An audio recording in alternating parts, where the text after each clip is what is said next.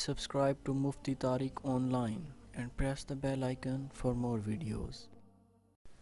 السلام علیکم ورحمۃ اللہ۔ ایک بھائی سوال کرتے ہیں کہ نہانے کا سنت طریقہ کیا ہے؟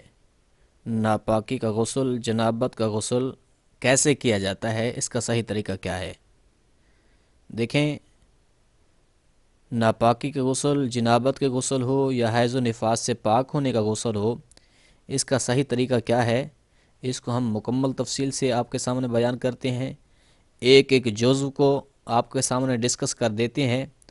امید ہے کہ غسل کے حوالے سے ہر ایک مسئلہ آپ کا حل ہوتا جائے گا۔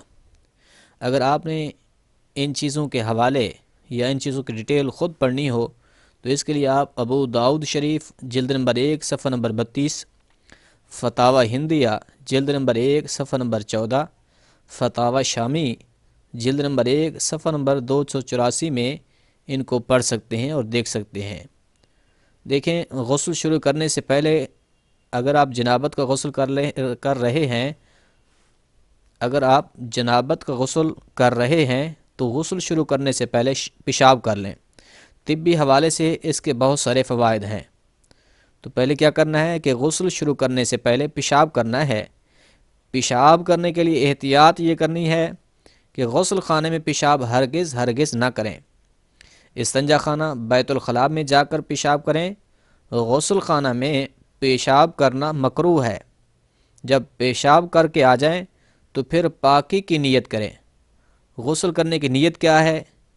تو غسل کی نیت کے لیے کوئی خاص الفاظ نہیں ہے۔ ایسا نہیں ہے کہ غسل کی نیت کے لیے احادیث میں یہ آیا ہے، ایسا کچھ نہیں ہے۔ دل میں صرف اتنا سوچیں کہ میں پاکی حاصل کر رہا ہوں یا کر رہی ہوں، بس یہی ہے غسل کرنے کی نیت اگر نہیں بھی کریں گے تب بھی آپ کا غسل ہو جائے گا، لیکن غسل کا جو ثواب ملنا تھا وہ نہیں ملے گا۔ اس لیے دل میں نیت ضرور کر لیں۔ نیت کر لینے کے بعد اب بسم اللہ الرحمن الرحیم پڑھیں۔ تھوڑی سی اس کے متعلق بھی وضاحت سمجھ لیں۔ آج کل ایسے ہوتا ہے کہ غسل خانہ اور بیت الخلاء ایک ہی جگہ پر ہوتے ہیں۔ اب اس میں ذرا دھیان دیں۔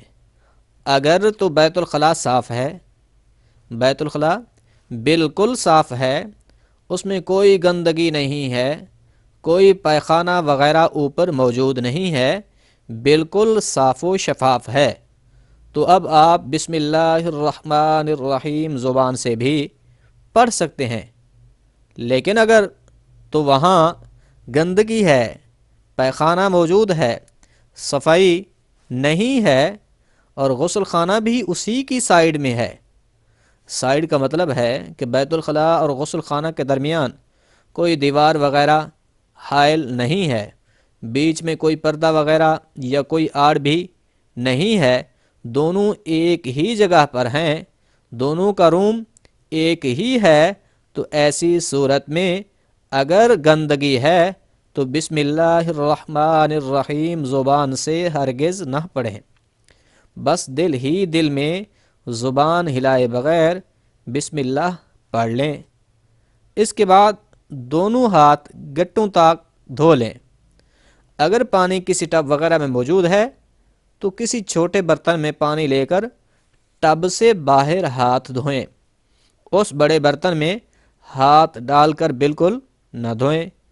اگر آپ کے ہاتھوں پر کوئی ناپاکی یا نجاست نہیں ہے، آپ اسی بڑے برتن میں ہاتھ ڈال کر دھو لیتے ہیں تو تب بھی وہ ناپاک نہیں ہوگا، یعنی بڑے برتن میں ہاتھ ڈال کر دھو لینے سے وہ پانی ناپاک نہیں ہوگا۔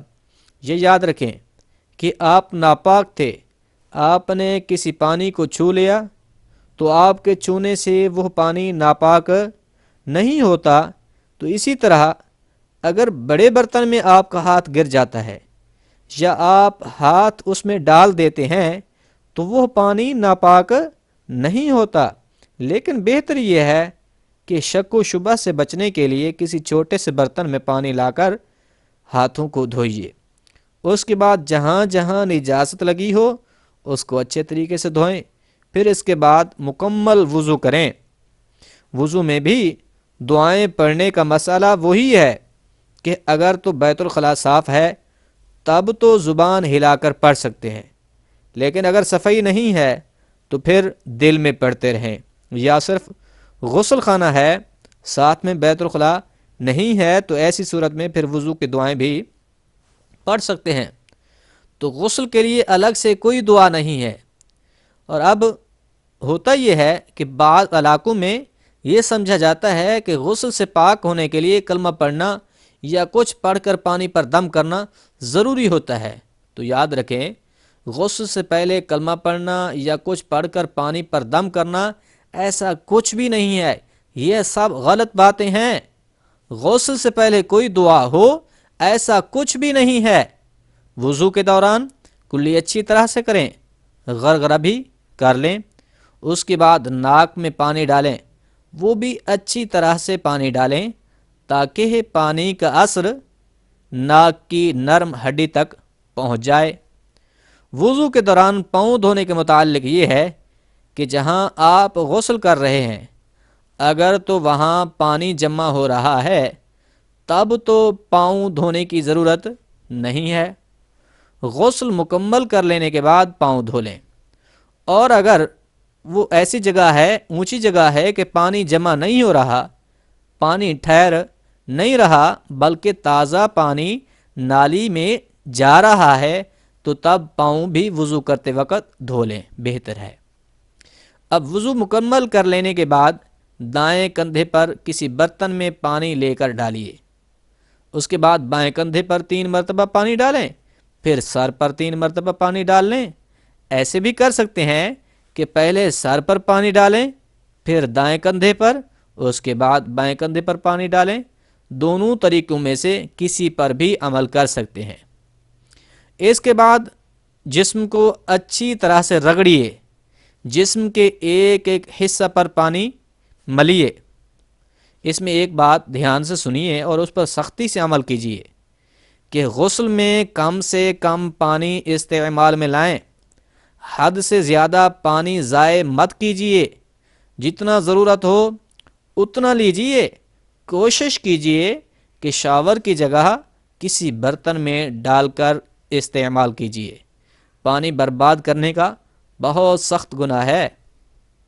تو غسل کرتے وقت قبلہ کی طرف رخ ہرگز نہ کیجیے، نہ تو قبلہ کی طرف منہ کر کے نہائیں اور نہ ہی پیٹھ کر کے نہائیں۔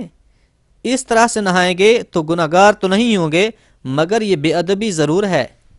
لیکن ہاں، اگر آپ مکمل کپڑے اتار کر نہا رہے ہیں پھر آپ اس صورت میں قبلہ کی طرف منہ کر کے یا پیٹھ کر کے نہائیں گے تو پھر یہ آپ کے لیے مکروہ ہوگا، اس سے بالکل پرہیز کریں۔ لہٰذا قبلہ کی طرف منہ یا پیٹھ ہرگز نہ کریں۔ غسل کے فرائض کا ادا کرنا ضروری ہے۔ غسل کے فرائض کیا کیا ہیں اور کتنے ہیں تو سن لیجئے۔ غسل کے فرائض کتنے ہیں؟ 3 ہیں، 3۔ نمبر 1 پر ہے کلی کرنا، اس لیے ہم نے پہلے ہی عرض کر دیا ہے کہ وضو میں اچھی طرح سے کلی کیجیے۔ اگر کلی نہیں کریں گے تو غسل ہی نہیں ہوگا۔ اسی طرح سے ناک میں نرم ہڈی تک پانی اچھے طریقے سے پہنچائیں۔ یہ 2 فرض ہیں، ایک ہے کلی اور ایک ہے ناک میں پانی ڈالنا۔ اب تیسرا فرض ہے پورے جسم پر پانی بہانا، اور اس طریقے سے پانی بہائیں کہ ایک بال برابر بھی جسم کا کوئی حصہ خشک باقی نہ رہے۔ ہاتھوں اور پاؤں کی انگلیوں کے اندر بھی پانی ڈالیے۔ کوشش یہ کریں کہ یہ نہانے کے لیے آپ 70 ڈھانپ کے نہائیں، تو اس طریقے سے آپ بہت ساری پریشانیوں سے بچ جائیں گے۔ اللہ کریم دین متین پر چلنے والا بنائے۔ کوشش کریں کہ یہ طریقہ تمام مسلمانوں تک پہنچے تاکہ پوری امت محمدی صحیح طریقے سے غسل کرنے والی بن جائے۔ اللہ عمل کرنے کی توفیق بخشے، آمین۔